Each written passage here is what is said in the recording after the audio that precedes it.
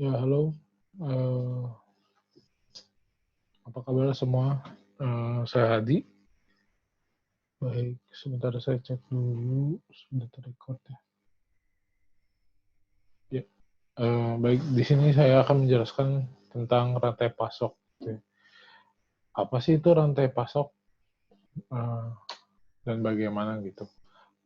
Apa sih itu rantai pasok? Rantai pasok adalah sebuah sistem rangkaian kegiatan yang meliputi koordinasi gitu ya. Jadi saling berkoordinasi mengenai penjadwalan dan pengendalian yang terdiri atas organisasi, sumber daya manusia, aktivitas informasi, dan sumber-sumber daya lainnya terhadap pengadaan produksi persediaan dan pengiriman produk ataupun layanan jasa dari suatu pemasok kepada pelanggan. Jadi banyak ruang lingkupnya untuk rantai pasok sendiri ya, tidak hanya satu. Lalu di sini ada supply chain. Menurut menurut Simchi Levy, David Philip Kaminsky dan Edith gitu ya. Maaf ya kalau salah-salah kata ini. Supply Chain Management atau SCM merupakan rangkaian pendekatan yang digunakan untuk dapat mengintegrasikan pemasok, produsen, gudang, serta toko dengan secara efektif. Jadi semuanya diintegrasikan, dihubungkan. Mungkin yang selama ini ada pemasok, dia tuh mempunyai divisinya sendiri nih, dia punya sistemnya sendiri, dia dia punya alurnya sendiri. Hampir jadi dari awal produksi sampai akhir dia udah stop aja gitu, nggak ada apa-apa gitu. Nah, terus produsen pun sama, dia pun punya punya alur sendiri yang mungkin nggak ada hubungannya gitu ya sama si yang pemasok sama gudang juga nggak ada. Dan gudang pun juga sama, dia punya alur sendiri, dia punya sistem sendiri yang mungkin tidak terhubung dengan si yang produksi gitu. Jadi ada batasan-batasan tertentu yang memang terpisah antara satu divisi dengan divisi yang lainnya. Dan juga di sini supaya persediaan barang dapat diproduksi serta didistribusikan pada jumlah yang tepat, ke lokasi yang tepat, dan juga pada waktu yang tepat. Sehingga biaya keseluruhan sistem bisa diminimalisir selagi berusaha dapat memuaskan kebutuhan dan layanan. Menurut Simchi Levy dan kawan-kawan ini adalah tujuannya daripada rantai pasok ini bagaimana produksi itu dapat didistribusikan dengan efektif gitu. Tapi lokasinya tepat, jumlahnya tepat, tidak yang lebih ataupun waktunya tepat sehingga tidak yang memakan biaya lebih karena kan bila waktu distribusi lebih pun itu pun memakan cost yang juga costnya juga bertambah gitu.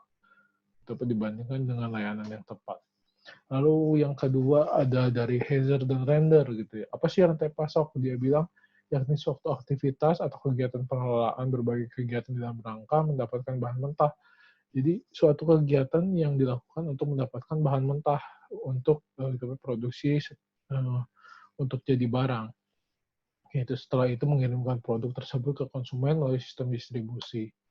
Apa sih tujuannya rantai pasok? Tujuannya rantai pasok ini sebenarnya menyeimbangkan antara permintaan dan juga penawaran gitu. Jangan sampai mungkin salah satunya lebih tinggi agar lebih efektif dan juga efisien. Sejumlah masalah utama dalam rantai pasok ini berhubungan dengan penentuan tingkat outsourcing yang tepat, manajemen pengadaan barang gitu ya. Jadi manajerial pemasok pun harus tepat, pengelolaan pun harus tepat.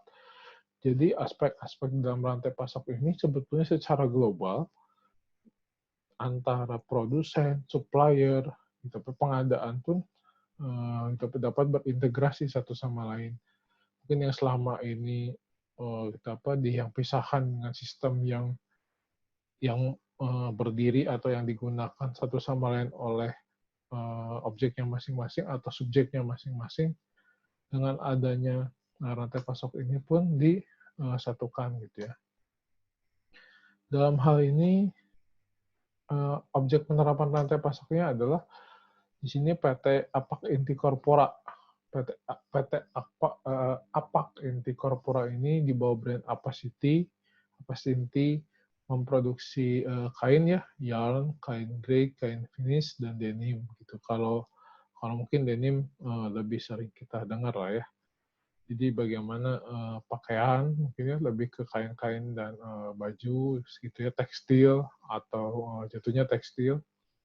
Dia tuh produksi suatu barang ini dengan membutuhkan supplier kain tentunya gitu ya, dengan yang berbagai supplier kain gitu. Jadi dia produksi, dia juga butuh mungkin kalau kain mungkin dia butuh serat-serat benangnya gitu ya. Gitu. Jadi dia produksi dengan membutuhkan material juga gitu, membutuhkan bahan juga. Mungkin jadi dari supplier, dari sini kita bahas dari sisi supplier. Suppliernya menerima itu pesanan barang. Gitu, menerima pesanan barang, supplier ini menerima pesanan barang, lalu setelah dia terima, dia data nih pesanannya. Gitu. Apa aja sih pesanannya? Lalu dia masukkan gitu data yang pesanannya, apa aja, langsung proses, gitu, produksi mungkin atau proses pengadaan, lalu kirim barang. Gitu. Di dalam aplikasi sendiri, karena sudah terhubung di dalam aplikasi supplier sendiri hanya terdapat aplikasi pesanan gitu. Dia dapat order, dapat pesanan barang apa saja sih yang dibutuhkan oleh produsen yang harus dikirim supplier untuk sebagai bahan pengadaan. Lalu dia terima, lalu dia data, lalu dia masukkan data pesanan, lalu dia kirim barangnya. Gitu. Mungkin itu aja. Lalu ada aspek yang lain, yakni bagaimana sih tampilan dari front dan back-nya gitu ya. Jadi bagian depan dan bagian belakangnya. Untuk bagian belakangnya sendiri adalah bagian depannya dia itu menampilkan layanan atau fitur-fitur gitu ya untuk user gitu. Bagaimana mungkin user supplier hanya melihat apa saja sih barang yang dipesan gitu. Apa saja sih barang yang maksudnya pilihan apa saja sih yang ada gitu. Nggak ada yang rincian misalkan barang ini gitu digunakan untuk ini atau misalkan tabel ini gitu ya. Gitu nggak ada. Jadi tabel yang ada pada supplier adalah pada tampilan aplikasi supplier adalah tampilan pesanan, gitu, pesanan dan tagihannya. Gitu. Jadi untuk bagian belakangnya sendiri atau bagian back office-nya sendiri lah ya, atau bagian back end-nya sendiri, dia yang mengelola nih datanya, data barang apa saja, tabel yang dipesan apa saja, nomor si pesanannya apa saja gitu loh. Jadi dia yang mengelola semua. Sehingga akan terjadi integrasi satu sama lain gitu ya. Nggak yang mungkin dari yang supplier dia tuh terima, gitu datanya ini nih. Dia juga bingung di suppliernya apa pilihannya kok jadi banyak gitu. Padahal cuman ada yang aplikasi di yang pesanannya saja. Jadi si supplier ini dibuat sangat sederhana.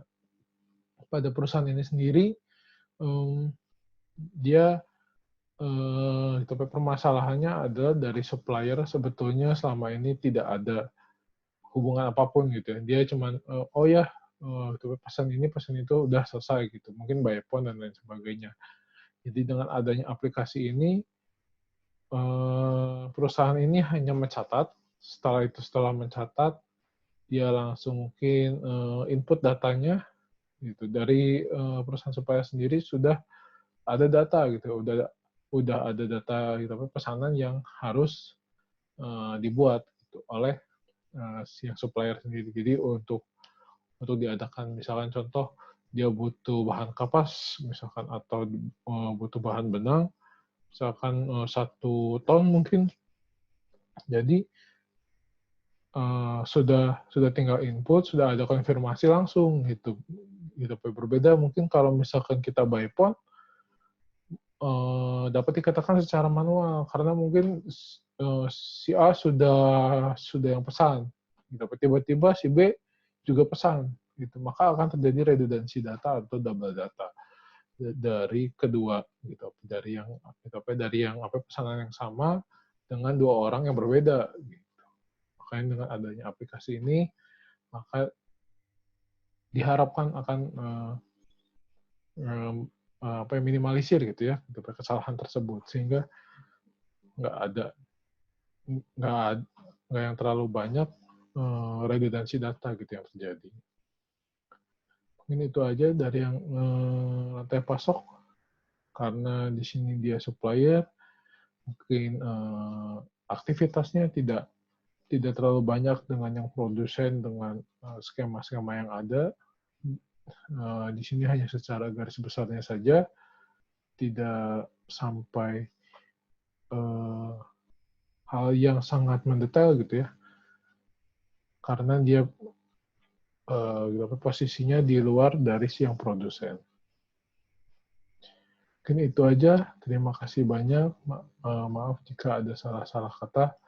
Saya harapkan saya bisa berbagi ilmu sedikit buat untuk teman-teman. Terima kasih.